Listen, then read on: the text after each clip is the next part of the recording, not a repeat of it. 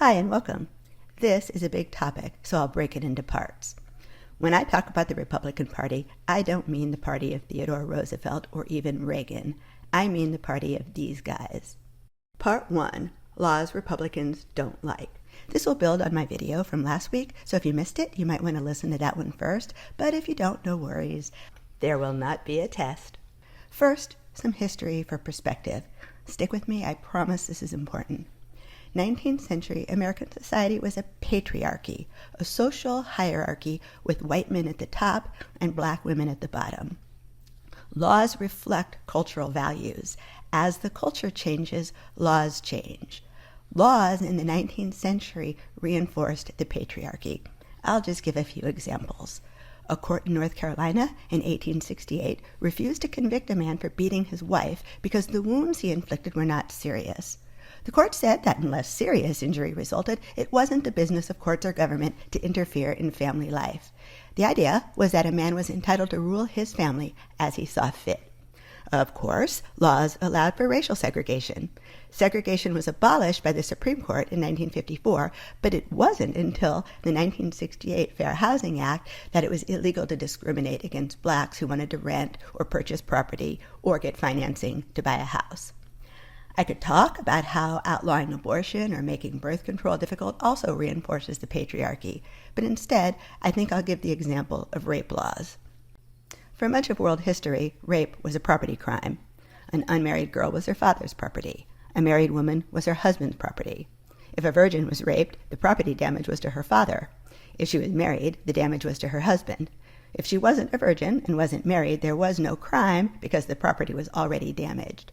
A man couldn't rape his wife, his own property, and rape of an enslaved woman wasn't a crime. Sexual assault, meaning the act wasn't completed, wasn't a crime because there was no actual property damage.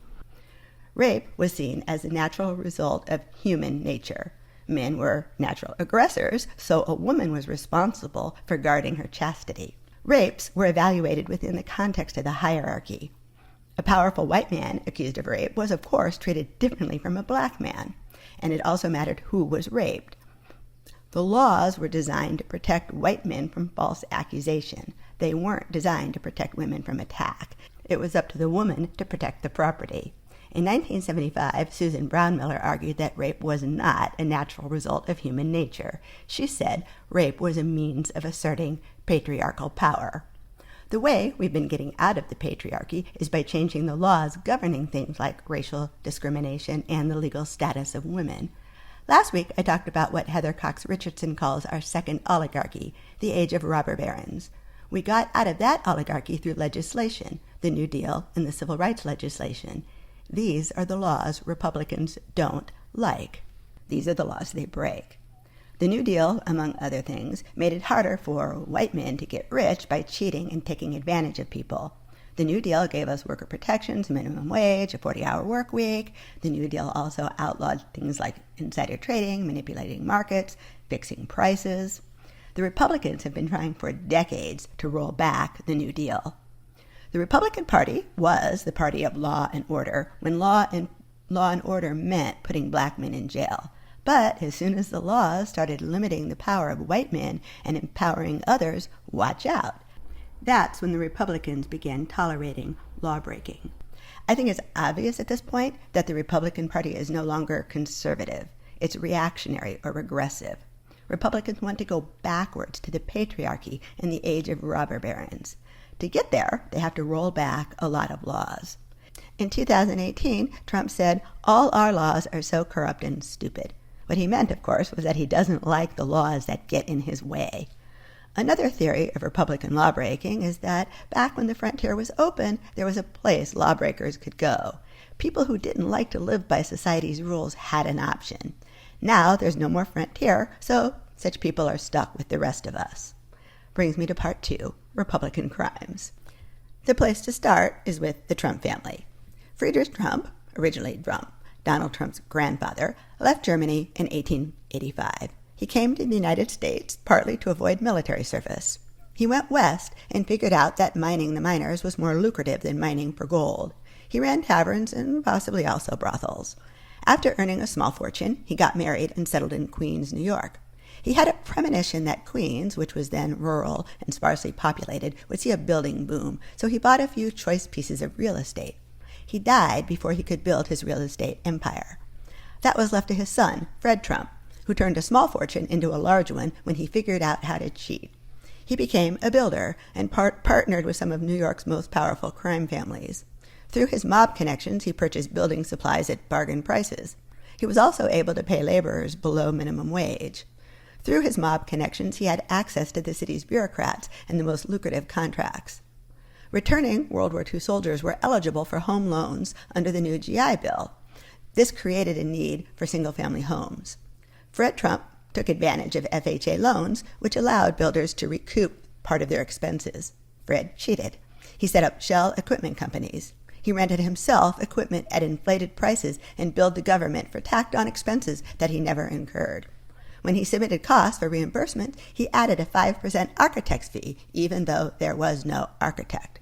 He submitted falsely high estimates, did the work for millions less, and pocketed the difference. When he was hauled before the Senate probe into public corruption, he escaped punishment because, at the time, there were no specific laws against what he did. Now there are. It was clear from Fred Trump's testimony in front of the Senate that he thought himself clever for finding loopholes. Trump's taxes came under scrutiny. He made similar comments about how cleverly he found loopholes and ways to avoid paying taxes. By the time Donald Trump took over the family business, Fred's tactics had been mostly outlawed. Trump used them anyway, I suggest because he wasn't capable of earning money any other way. In the 1970s, the Justice Department sued Donald Trump and his father and Trump management for racial discrimination. From the justifications they offered, they obviously thought discriminating against blacks was perfectly cool. In the 1980s, Donald Trump allowed anonymous buyers to purchase his luxury condos, and he didn't ask any questions, so he became a magnet for dirty money. Laundering money means putting money through a series of complicated transactions to hide the origins of the money. This is what crooks and bandits need to do to hide the origins of illegally obtained money.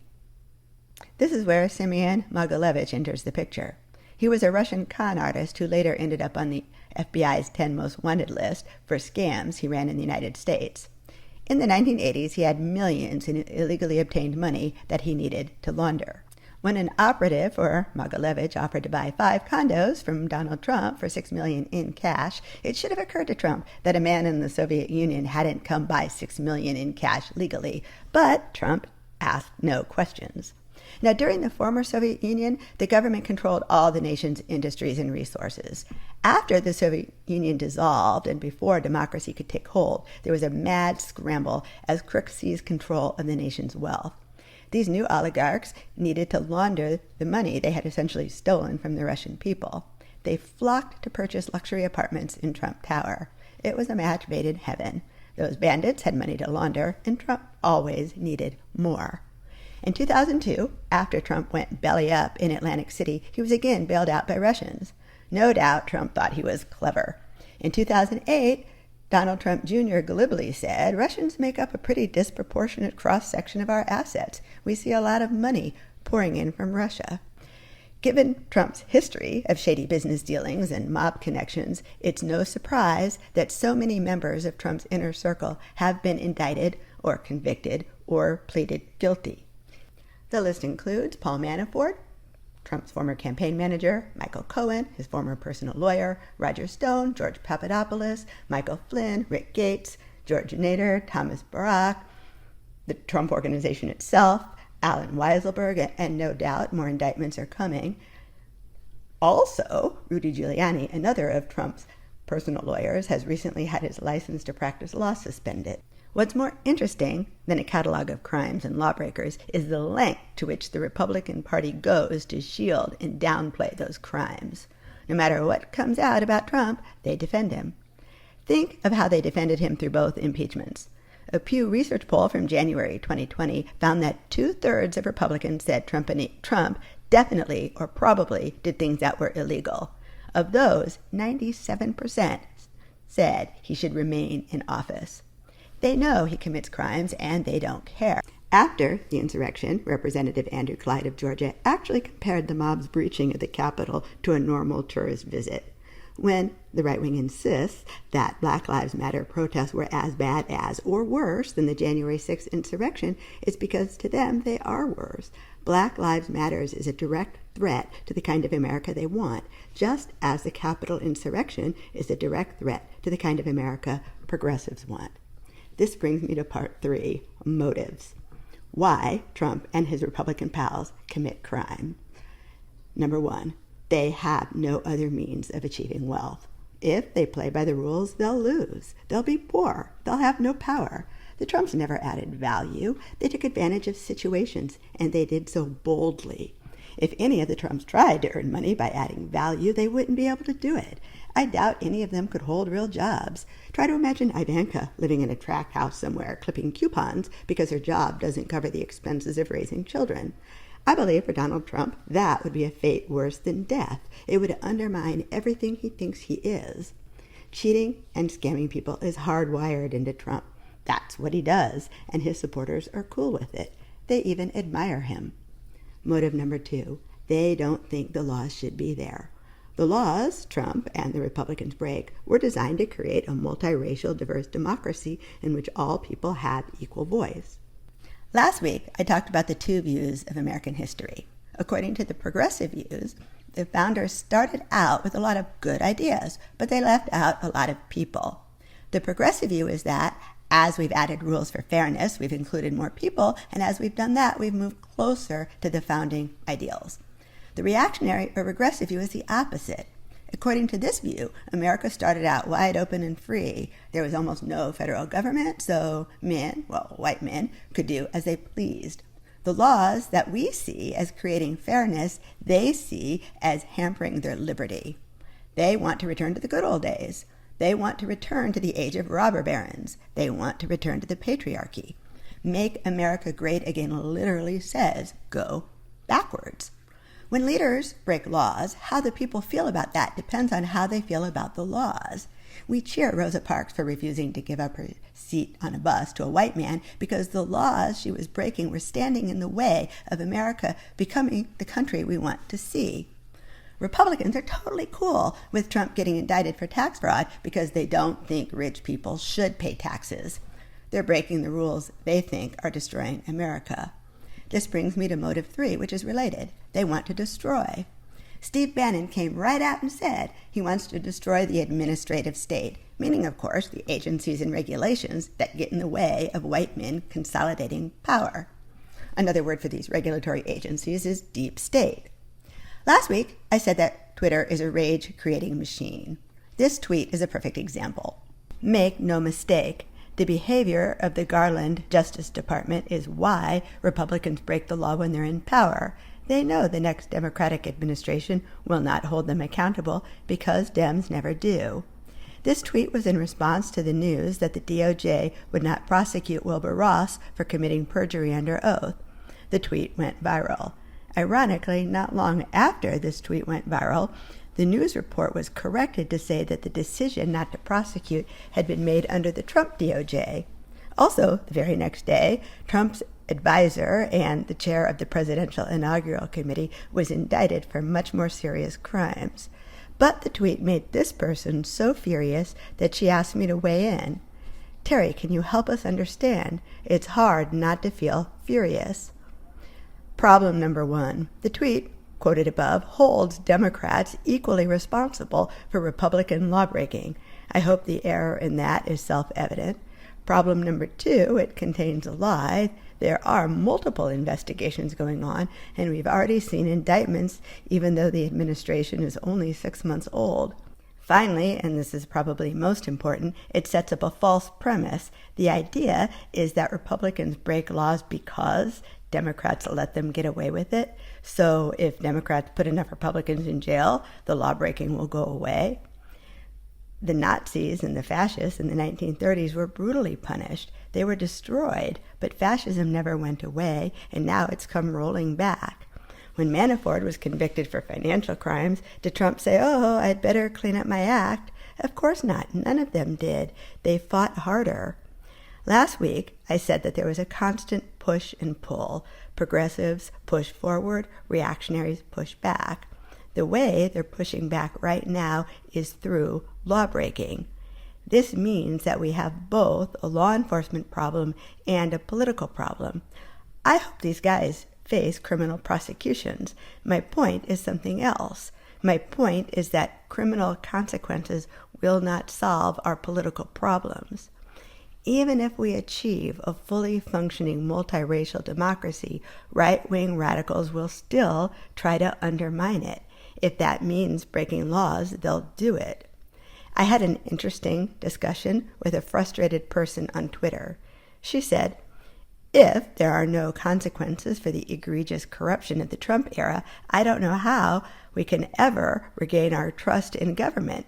And if there's no trust from the left or right, a given at this point, the country is going to fall apart.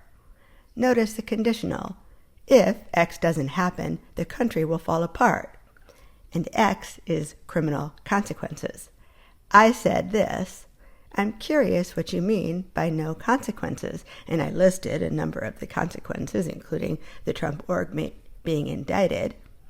After some back and forth, someone else told me that the problem is that the punishments have not been harsh enough. Now, punishments are set by a judge in accordance with guidelines. Besides, they will spin any prosecution as political, because to them, it is political. More to the point, people seem to think there's a magic bullet, a punishment so harsh that the kind of lawbreaking we're seeing will stop. Believing there's a magic bullet means living in a constant state of anger and frustration because there isn't one. The work of saving democracy is constant. There are no easy fixes. It's easy to fire off a tweet that terrifies thousands of people, but I suggest that keeping people riled and terrified is more likely to be harmful than helpful. That's when fatigue and cynicism set in. When cynicism sets in and fatigue sets in, we can't do the work we need to do. If people are riled up and angry because the magic bullet hasn't arrived, they are more likely to burn out and give up in despair. If enough progressives give up in despair, the right wing will win. That's why an accurate assessment of our current situation is crucial.